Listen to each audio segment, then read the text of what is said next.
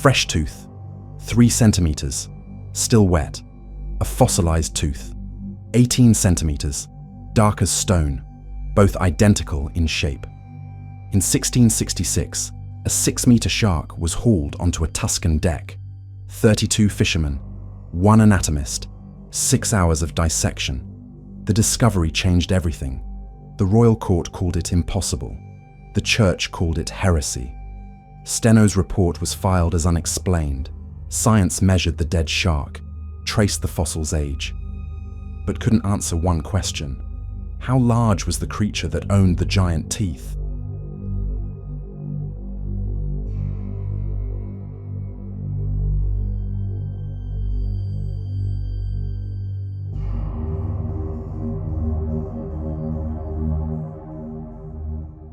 The Tyrrhenian Sea had always been generous to the fishermen of Livorno. In October of 1666, it gave them something else. Giovanni Corsini commanded a 50-ton coastal trawler working the shallow waters between Tuscany and the Western Islands. On the morning of October 9th, the nets came up heavy, too heavy. The ropes screamed under tension as something massive thrashed below. When they dragged it onto the deck, the crew stepped back in silence. The shark measured just over 6 meters, grey-blue, scarred, teeth visible even with the jaw clamped shut. Rows of them, triangular, serrated, each the length of a man's thumb. The creature died within minutes, bleeding from net wounds, unable to pull oxygen from air. By noon, word reached the Palazzo Pitti in Florence. Grand Duke Ferdinando II sent immediate orders. The head was to be severed and transported to the court for study. The cutting took 3 men most of the afternoon. The head weighed over 200 pounds. They packed it in salt and loaded it onto a cart bound for Florence. The head arrived 3 days later at the apartments of Nicolaus Steno, a 30-year-old Danish anatomist serving as the Grand Duke's physician and naturalist. Steno had dissected human cadavers, livestock, exotic birds, but never anything like this. The laboratory was a converted chapel with stone floors sloping toward drains. Steno's assistant, Alessandro Ricci, helped unwrap the head. The smell was already strong despite the salt preservation. They positioned it on the central table. Francesco Monteverdi, a ducal official, stood by with a ledger. The Grand Duke wanted documentation, measurements, drawings. Padre Tommaso Visconti, a Dominican friar, watched from the shadows. The church had interests in such matters. Steno worked by candlelight. He made the first cut along the jawline, separating layers methodically, exposing bone structure underneath. The jaw mechanism was engineered for one purpose: crushing force. After 2 hours, he reached the teeth. They were embedded in gum tissue, arranged in multiple rows. The front row was largest. Behind it, smaller teeth waited to rotate forward as primary ones wore down. A renewable system designed for a life spent tearing through flesh and bone. Steno extracted one of the largest teeth. He held it under candlelight. Triangular, serrated along both edges, sharp enough to pierce leather. He measured it carefully. 3 centimeters from root to tip. Alessandro brought water to clean the tooth. Steno wiped away blood and tissue. He set it on a smaller table beside his instruments. Then he reached into his coat pocket and removed something he had carried for weeks. A fossilized object purchased from a Maltese merchant earlier that year. The merchant had called it a Glossopetrae, a tongue stone. Legend said they were petrified tongues of serpents St. Paul had cursed when he shipwrecked on Malta in ancient times. Steno placed the fossil next to the fresh tooth. The room went quiet. Monteverdi stopped writing. Padre Visconti stepped forward from the shadows. The 2 objects were identical. Same triangular shape, same serrated edges, same anchoring root. The only differences were size and material. The fossil was dark, mineralized, heavy as iron, and it measured 18 centimeters from base to tip, 6 times larger than the tooth from the shark on the table. Steno picked up both objects. He turned them slowly under the light, comparing angles, matching serration patterns. There was no question. They were the same structure. One from a shark that measured 6 meters and required 32 men to haul from the sea. The other from something that would have dwarfed that catch entirely. Alessandro crossed himself quietly. Padre Visconti said nothing, but his face had gone pale. For 1,000 years, European nobility had worn Glossopetrae as protection against poison. Set in silver, blessed by bishops, traded for fortunes. The belief was absolute. Dragon tongues turned to stone by divine power, imbued with the ability to detect venom. In 6 hours of dissection, that belief had died. What replaced it was worse. Not dragons, not serpents cursed by saints, but sharks. Ocean predators of a size that made the bleeding specimen look like prey. Steno measured the jaw span. He calculated the body length such a jaw would require, using proportions from the specimen before him. The numbers became impossible quickly. 15 meters, perhaps 18. A body mass of 15 to 20 tons, large enough to bite a fishing boat in half. He looked again at the fossilized tooth. The Maltese merchant had shown him dozens more, some larger, all found in limestone cliffs, buried in rock that had once been seabed, now lifted hundreds of feet above the waves. The question was simple. If these teeth came from sharks that once lived, where were they now? And if they were gone, what had been powerful enough to kill them all? Steno wrote nothing in the official report that night. He sat alone until the candles burned low, holding the 2 teeth, feeling the weight of what 6 hours of cutting had revealed. The dissection would continue for 3 more days. The church would question. The court would demand answers, but the teeth would not lie, and the mathematics would not bend. Somewhere in the depths, in waters no net had ever reached, the past was waiting, not in legend, not in myth, in bone and enamel and the silent testimony of stone that had once been living tissue. The dragon had never existed, but the monster was real, and it had ruled the oceans for millions of years before humans ever built their first boat. By October 13th, Steno had extracted 48 teeth from the shark's jaw. He arranged them in rows on a wooden board, organized by size and position, each one catalogued with measurements in his notebook. Alessandro brought more specimens from the palace collection. Grand Duke Ferdinando had been acquiring Glossopetrae for years, the largest collection in Tuscany. They came from Malta mostly, some from Sicily, a few from Tuscan limestone quarries near Volterra. Steno laid them out beside the fresh teeth. The comparison was undeniable. 23 fossilized specimens, 23 perfect matches to shark tooth morphology. The smallest fossil measured 8 centimeters. The largest was 21 centimeters from root to tip. He did the mathematics again. If a 6-meter shark produced 3 centimeter teeth, then a 21 centimeter tooth suggested a shark of 42 meters. The number was absurd by any standard of known marine life. Yet the teeth existed. The proportions were consistent. Padre Visconti returned that afternoon with 2 other clerics. Father Benedetto Falconi, an elderly Dominican with authority over natural philosophy questions, and Brother Luca Martelli, a Franciscan scribe. They carried texts: Aquinas, Augustine, commentaries on Genesis. Falconi spoke carefully. The church had no objection to anatomical study. But the Glossopetrae had been identified by scholars for centuries. Their origin in St. Paul's miracle was documented in scripture. Steno gestured to the table, the fresh teeth, the fossils, the measurements. Falconi examined them for nearly an hour. When he spoke again, his tone had shifted. He did not dispute the similarity, but he raised a different question. If these were shark teeth from ancient times, how did they reach the mountaintops of Malta? How did they penetrate solid rock hundreds of feet above sea level? The question was fair. It was what had protected the dragon tongue legend for centuries. No one could explain marine fossils at high altitudes, therefore they could not be marine fossils. Steno had no answer yet. but he knew the teeth were real. The mechanism that placed them in mountains was unknown, but that did not make them supernatural.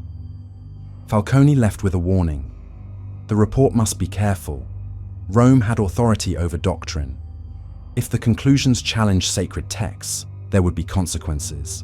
Grand Duke Ferdinando wanted a formal presentation before the assembled nobility. Steno had 3 weeks to prepare.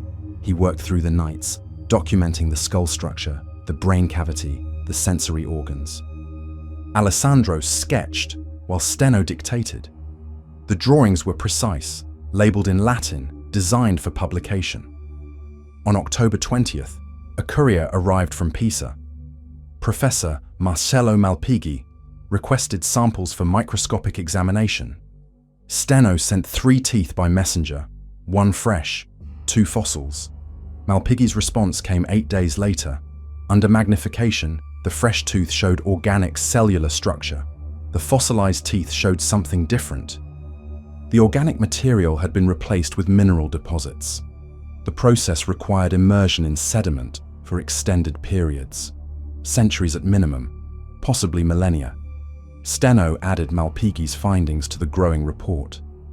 On November 2nd, Cardinal Leopoldo de' Medici visited the laboratory, brother of the Grand Duke and patron of the Accademia del Cimento. He had supported Galileo in his final years.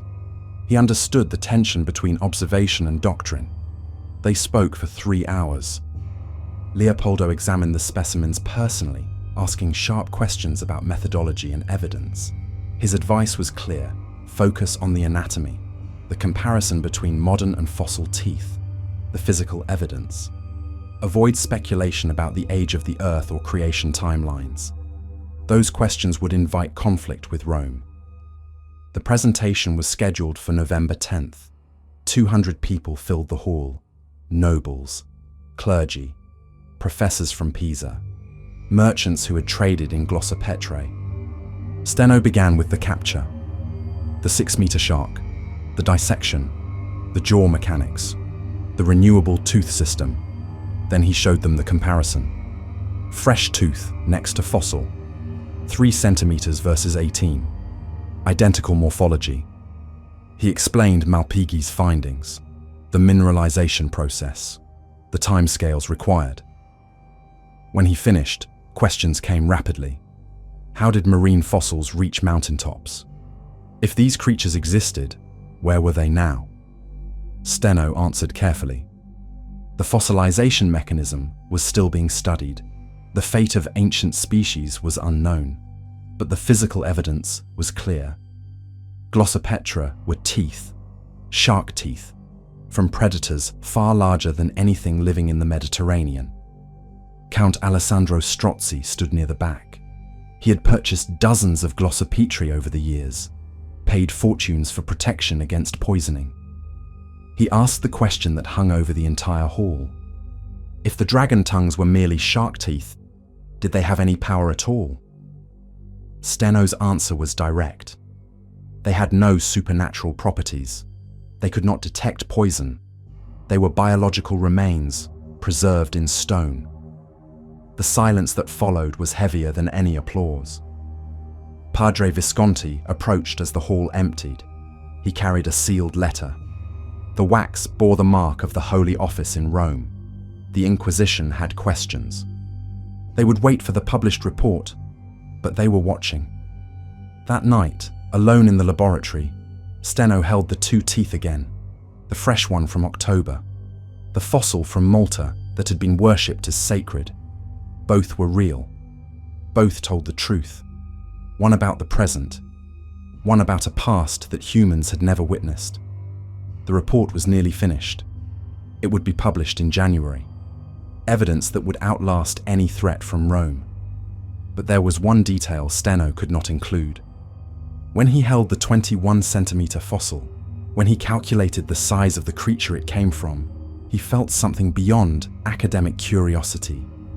The terrifying realization that the ocean had once been ruled by animals that made the present look tame, and the question that would haunt naturalists for centuries: if predators that large had dominated the seas, what force had been powerful enough to wipe them out completely?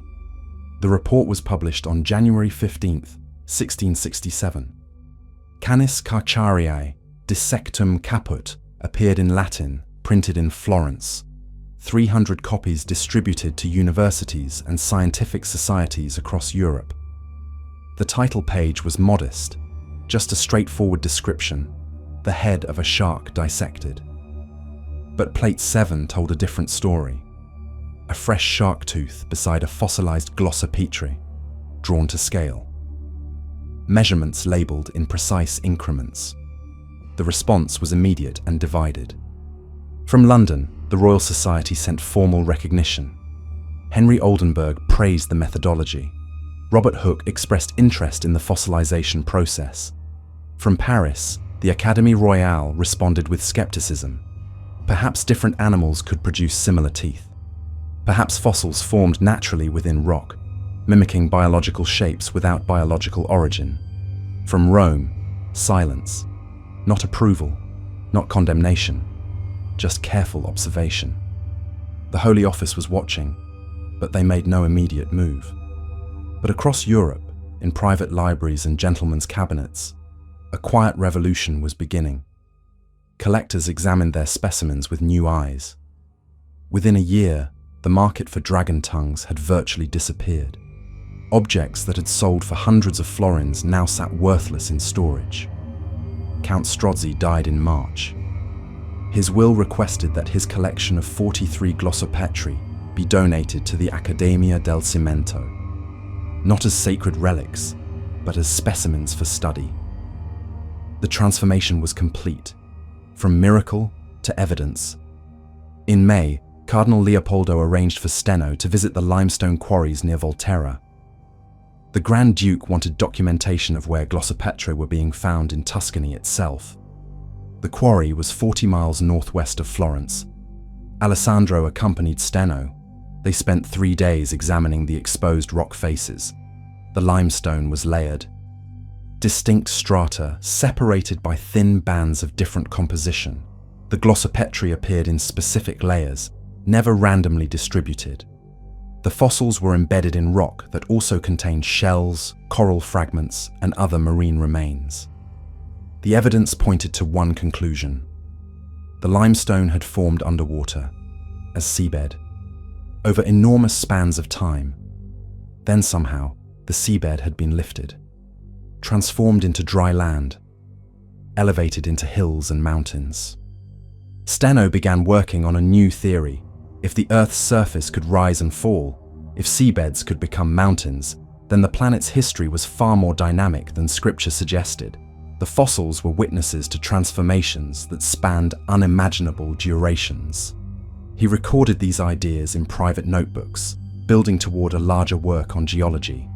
But Cardinal Leopoldo advised delay. The shark dissection was controversial enough. The geological theory would invite direct theological challenge. In June, a letter arrived from Malta. Brother Raffaele Bonici, a Hospitaller Knight, had read Steno's report. He had questions about economic impact. The Maltese economy had long depended on Glossopetrae exports. The collapse of the market had created hardship. Steno's response was honest. The Glossopetrae had value as scientific evidence, but no monetary value comparable to what they once commanded as sacred relics. The truth had destroyed the market. The correspondence continued through summer. Bonici sent samples from different locations, documenting geological layers where fossils appeared most frequently. In one letter, dated August 2nd, Bonici included a disturbing detail. The largest Glossopetrae ever found in Malta had been discovered in 1663. It measured 26 centimeters. The knight who found it had sold it to a Spanish nobleman for 300 gold escudos. The buyer wore it in a pendant, believing it granted immunity to plague. Steno did the calculation. 26 centimeters, using proportions from the Livorno shark that suggested a predator of 52 meters, longer than most sailing ships, heavy enough to capsize a merchant vessel with a single strike. The numbers held. If the tooth was real, if the proportions were consistent, then the ancient Mediterranean had hosted creatures that could hunt ships like prey. He examined the 21-centimeter fossil again. It was the largest in the Medici collection, but according to Bonici, larger specimens existed. By December, the shark dissection had become established fact in scientific circles. The identity of Glossopetrae as fossil teeth was no longer controversial among naturalists. The debate had shifted to questions of mechanism and timeline. But the core discovery remained unchallenged. The dragon had never existed. The monster was real. And it had been larger than anything human imagination had conjured in 1,000 years of legend. On Christmas Eve, Steno received one final letter that year from Professor Ole Worm's estate in Copenhagen. Worm had died in 1659, but his son was cataloguing the famous cabinet of curiosities. Among the specimens was a massive tooth labelled as a dragon tongue, purchased in 1642 from an Italian merchant. The son had measured it after reading Steno's report. 31 centimeters from root to tip. Steno sat alone in the laboratory holding the letter. Outside, Florence celebrated. Inside, the anatomist stared at a number that suggested a predator of 62 meters, larger than any whale, heavier than 100 elephants, a mouth wide enough to swallow a fishing boat whole. It had existed. The proportions did not lie.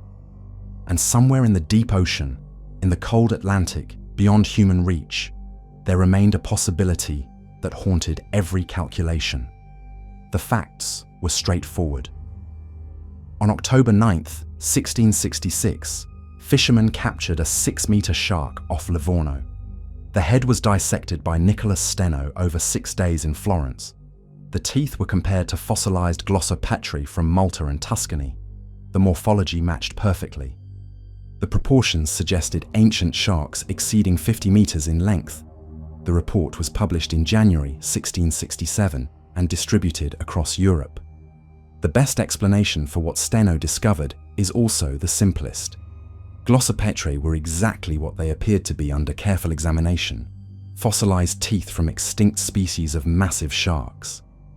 The supernatural origin story had persisted for centuries, not because evidence supported it, but because no one had performed the critical comparison.